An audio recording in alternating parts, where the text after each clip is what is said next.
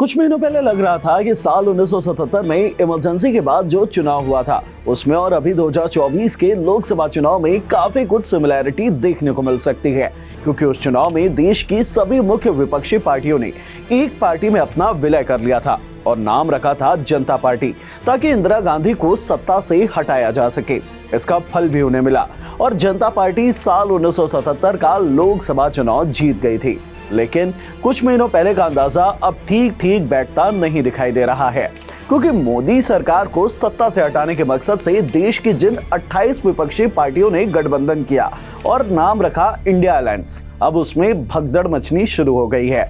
शुरुआत में तो ये सभी पार्टियां काफी जोश में दिखाई दे रही थी, अब बड़े बड़े नेताओं ने इससे किनारा करना शुरू कर दिया है। तो चलिए इस वीडियो में बात करते हैं इंडिया अलायंस की और ये भी जानने की कोशिश करते हैं कि ये कितना कामयाब होता दिखाई दे रहा है। Hello everyone, I am Himanshu and you are watching uncut. India alliance को अगर अच्छे से देखें तो इसके केंद्र में कांग्रेस ही दिखाई देती है। वो ही एक नेशनल लेवल की पार्टी यहाँ मौजूद है, बाकी उसमें अलग अलग राज्यों में मौजूद छोटी पार्टियां शामिल है और कांग्रेस इन्हीं पार्टियों से गठबंधन करना चाहती है। लेकिन सीट शेयरिंग का एक ऐसा जिन है जिसे बोतल में उतारना काफी मुश्किल हो रहा है। बंगाल में ममता बनर्जी ने कांग्रेस के साथ गठबंधन नहीं किया है और अकेले चुनाव लड़ने का ऐलान कर दिया है, क्योंकि दोनों पार्टियों के सीट शेयरिंग को लेकर बात नहीं बन पाई। ममता बंगाल की 42 सीटों में से सिर्फ 2 सीट कांग्रेस को देना चाह रही थी और 40 में खुद चुनाव लड़ना चाह रही थी, जिसे कांग्रेस ने सिरे से खारिज कर दिया और यहां गठबंधन नहीं हो पाया।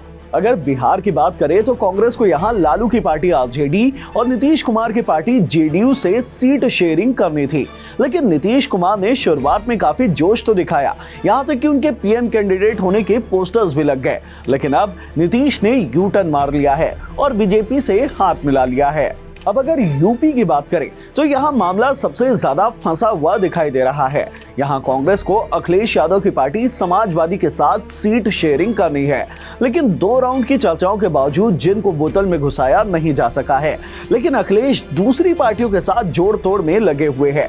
अखिलेश ने राष्ट्रीय लोकदल के साथ गठबंधन का ऐलान कर दिया है और उन्हें 7 सीटें देने का वादा कर दिया है, लेकिन कांग्रेस को लटका कर रखा हुआ है। अब बात करते हैं अरविंद केजरीवाल की। देखिए, ये तो हम सभी जानते हैं कि केजरीवाल ने कांग्रेस के खिलाफ आंदोलन शुरू कर अपनी राजनीति की शुरुआत की थी। दिल्ली में कांग्रेस को हराया और अपनी सरकार बनाई। पंजाब में भी कांग्रेस से उनका सीधा टकराव है। ऐसे में सीट शेयरिंग का फॉर्मूला दोनों पार्टियों ने क्या कुछ लगाया है समझ से परे है।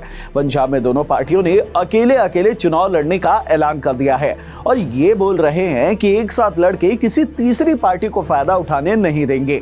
और तो और केजरीवाल ने हरियाणा में भी सीट शेयरिंग से इनकार कर दिया है और अकेले चुनाव लड़ने की घोषणा कर दी है। अगर स्थिति को और साफ और आसान शब्दों में बताया जाए तो देखिए, महाराष्ट्र, केरल और तमिलनाडु, इन 3 राज्यों में कांग्रेस ने पहले से ही वहां की लोकल पार्टियों से गठबंधन करके रखा हुआ है। हिमाचल प्रदेश, मध्य प्रदेश, छत्तीसगढ़, हरियाणा, कर्नाटक और तेलंगाना में कांग्रेस अपने आप को स्ट्रॉन्ग पोजीशन में मानती है और यहाँ किसी भी पार्टी से गठबंधन नहीं करना चाहती है। अब बचते हैं पश्चिम बंगाल, बिहार, यूपी, पंजाब और दिल्ली। अब बंगाल में ममता ने अकेले लड़ने का ऐलान कर दिया है, पंजाब में केजरीवाल ने अकेले लड़ने का ऐलान किया है और यूपी में अखिलेश से बात नहीं बन पा रही है, वो दूसरी पार्टियों के साथ गठबंधन करते घूम रहे हैं। बिहार में लालू अभी तक तो साथ हैं, लेकिन नीतीश गच्चा लेकर बीजेपी के साथ वापस जा चुके हैं।